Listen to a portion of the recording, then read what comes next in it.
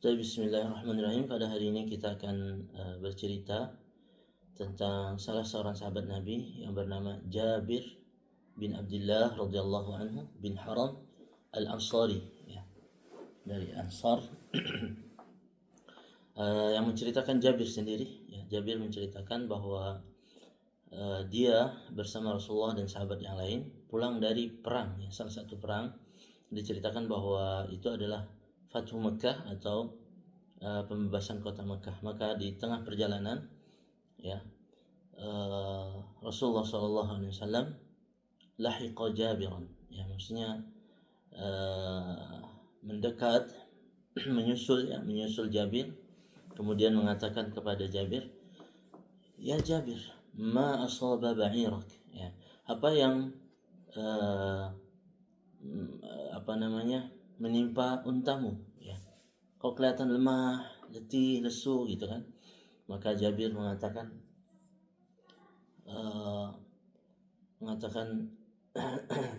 dia sudah lemah ya Rasulullah, itu sudah lesu karena mungkin ya karena Jabir menggunakan ontanya ini yaitu untuk mengangkut air diminum atau menyiram tanaman dan kebunnya gitu. Jadi ontanya ini dulunya digunakan buat itu gitu.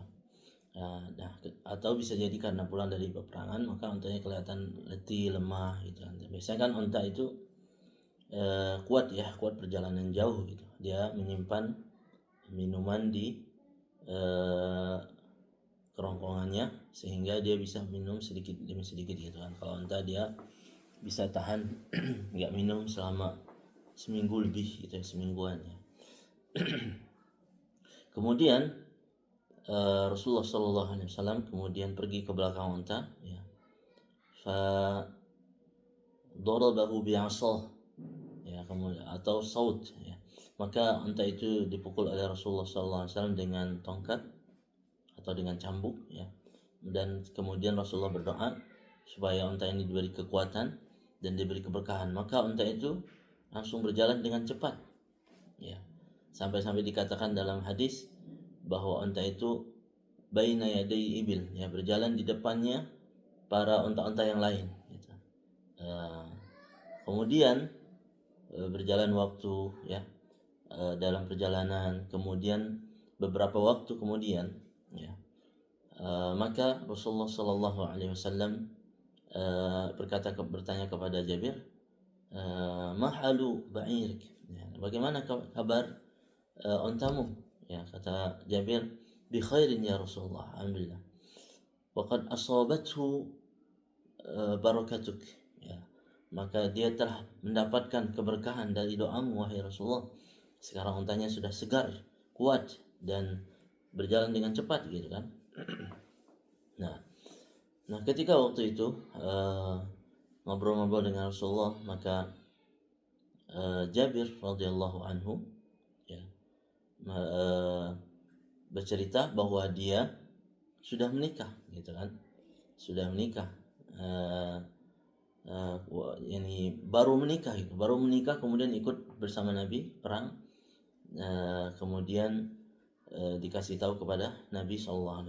Kemudian pada waktu itu Nabi mengatakan, ya, wahai Jabir, ya, ala tabi'i, yani tabi'una ba'irak, yani maksudnya kalau gimana kalau seandainya ontamu ini jual pada saya, kata Rasulullah SAW. Maka pada waktu itu dikatakan dalam riwayat, wahai Jabir, fastahyaitu minhu, ya, saya malu, kata Jabir, saya malu, masa saya nggak enak gitu ya, nggak enak saya jual onta saya, padahal onta ini satu-satunya onta yang saya miliki. Dari satu sisi saya nggak enak sama paman saya karena ini satu-satunya onta, dari satu sisi saya nggak enak sama Rasulullah. Ya, maka pada waktu itu Jabir bilang, ya, nah ya Rasulullah, bi'tuhu lak, saya jual onta ini padamu, tetapi dengan satu syarat ya Rasulullah. Apa itu? Yaitu saya menunggangi onta ini sampai ke Madinah, ya. Ya, sebelum antum mengambil onta ini, membelinya, membayar, ya, bayaran onta ini, ya, uangnya, saya syaratkan bahwa saya menunggangi onta ini sampai Madinah, karena Jabir kan waktu itu di perjalanan menuju Madinah gitu ya. Nah, ketika sampai Jabir, maka Jabir pada waktu itu karena dia menceritakan pada Rasulullah bahwa dia sudah menikah dan istrinya ditinggal untuk perang gitu, maka pada waktu itu Jabir izin kepada Rasulullah SAW untuk dia duluan ke Madinah gitu kan. Ya, mungkin karena sudah kangen sama istrinya gitu kan, tidak bertemu dengan istrinya ya. Sudah lama LDR gitu kan, kalau orang LDR, kalau apa namanya istilahnya, sudah menikah kemudian ada jarak ya kan, itu kan istilahnya pasti ada rasa rindu gitu ya. Nah, maka Jabir radhiyallahu anhu izin kepada Rasulullah untuk dulu ke Madinah. Kemudian ketika Jabir radhiyallahu anhu sampai di Madinah, kemudian bertemu dengan pamannya ya. Falaqitu bi khali. Saya bertemu dengan paman saya tapi dari pihak ibu gitu kan. Kemudian pamannya ini bertanya, yani aina ba'irak, yani mana ba'ir ontamu mana gitu kan. Maka Jabir mengatakan, bi'tuhu li Rasulillah sallallahu alaihi wasallam falamahu. Ya, waktu itu pamannya marah ya kan. Dia bilang, Jabir, kenapa kamu jual onta kepada Rasulullah, padahal onta ini satu-satunya yang kita miliki, kita gunakan untuk apa? Kita gunakan untuk mengambil air ya kan, mengambil air untuk minum kita, untuk menyiram tanaman. Kenapa kamu jual gitu kan? Ya, Jabir sangat menyesal dan dia minta maaf kepada pamannya. Nah, pada waktu itu Jabir teringat kisahnya dengan Rasulullah, bahwa di perjalanan itu juga bahwa Rasulullah waktu itu menanyakan kepada Jabir ya. Kemudian Rasulullah berkata, hal tazawwajta bikran am sayyiban ya. Nah, pada waktu itu Jabir menceritakan lagi tuh, ada suatu di perjalanan itu bahwa dia ngobrol lagi sama Rasulullah gitu kan. Dia teringat gitu kisah dia. Nah, kemudian Rasulullah bertanya ketika waktu di perjalanan itu, hal tazawwajta bikran am sayyiban? Apakah engkau menikah dengan seorang yang perawan atau yang sudah janda? Ya, maksudnya yang belum pernah menikah sama sekali atau seorang yang janda. Maka Jabir menjawab, sayyiban ya Rasulullah. Nah, faqala Rasulullah sallallahu alaihi wasallam, halla bikran tula'ibuka wa tula'ibuha. Nah, kenapa dalam hadis lain dikatakan tudahikuka wa tudahikuka wa tudahikuha gitu kan.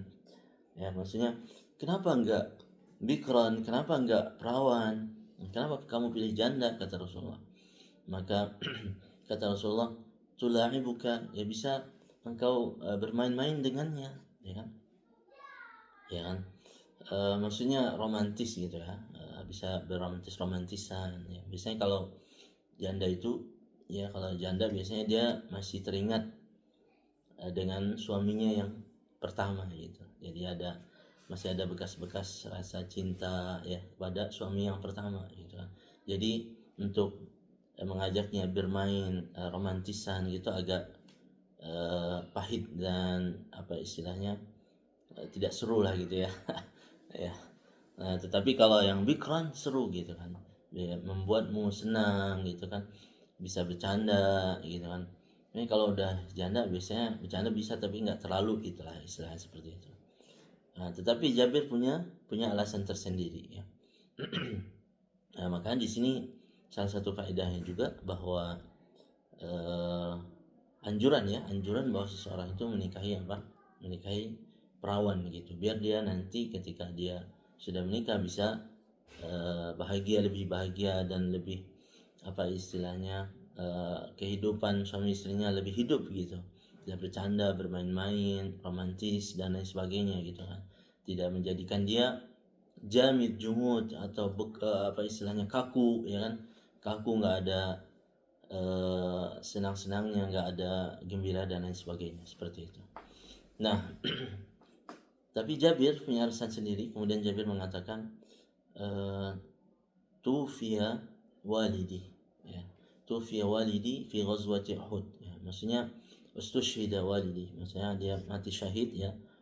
Bapak saya Abdullah kan, Jabir bin Abdullah, ya. Abdullah ini meninggal dunia,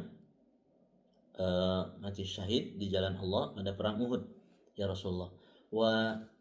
Walahu tis'u banat atau sab'u banat, ya. Dia mempunyai enam anak, ya. Sembilan anak atau 7, ya. Bahkan di riwayat lain dikatakan 9, ya. 9 anak itu banyak. Jadi semua anaknya itu 10. Jabir hanya Jabir saja seorang yang laki-laki. Sisanya apa? Sisanya perempuan, Masya Allah, ya. 9 orang perempuan semua dan masih kecil-kecil, ya, masih kecil-kecil. Jabir bilang, saya takut ya Rasulullah, saya khawatir tidak ada yang mengurusnya dan merawat mereka gitu, padahal mereka masih kecil-kecil gitu kan. Fala atazawwad mislahun, saya tidak menikahi perawan yang seumuran dengan mereka gitu kan. Ya nanti malah main-main terus gitu kan, nggak bisa merawat mereka, nggak bisa mendidik mereka, ya. Fala taqumu alaihinna wa fala tu'addibuhunna, ya. Tidak ada yang merawat mereka dan tidak ada yang mendidik mereka ke adab-adab yang baik, tarbiyah yang baik gitu kan, akhlak yang baik, pelajaran yang baik gitu. Tidak ada yang mengajarkan mereka ilmu. Makanya saya menikahi janda supaya ada yang mengajarkan mereka dan mendidik mereka, ya Rasulullah. Nah, maka Rasulullah berdoa bilang barakallahu laka fi zawajika. Nah, di sini juga faedahnya juga bahwa bahwa seseorang, ya, harus memiliki alasan untuk menikahi seorang perempuan itu. Kenapa dia menikahi perempuan ini gitu kan? Ya. Makanya salah satunya Jabir ini di sini karena ingin istrinya ini juga bisa baik kepada adik-adiknya gitu kan. Bisa baik kepada adik-adiknya, merawat mereka, mendidik mereka. Ya bisa jadi karena Jabir pergi perang bersama Rasulullah kemudian ditinggal, siapa yang ngurus adik-adiknya sedangkan bapaknya sudah meninggal gitu kan. Nah, makanya di sini salah satu faedahnya seseorang ketika ingin berniat menikah itu harus apa? Punya alasan kenapa dia memilih perempuan ini gitu. Kemudian juga di sini ada faedahnya juga, yaitu bahwa di sini ada keutamaan menikahi janda, ya. Yaitu bahwa janda itu lebih banyak pengalaman, ya, dan dia bisa merawat adik-adik kita, ya. Yang masih kecil gitu kan, tentunya yang solehah, ya, yang solehah yang baik terhadap anak-anak gitu kan.